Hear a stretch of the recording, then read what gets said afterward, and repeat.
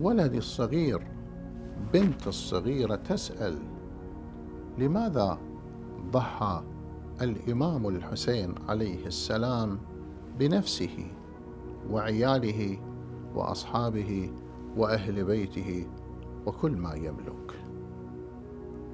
أجيبه بلغة يفهمها وبعبارة مستلة من كلام أهل البيت عليهم السلام: وبذل مهجته فيك ليستنقذ عبادك من الجهالة وحيرة الضلالة.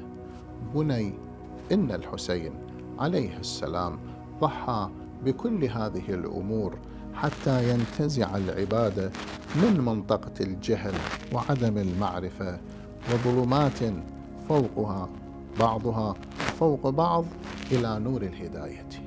الحسين أولادي ضحى من أجل أن ينقل الناس من الظلمات إلى النور، من الضلالة إلى الهداية، فيجعلهم يعيشون في ساحة النور والهداية الإسلامية.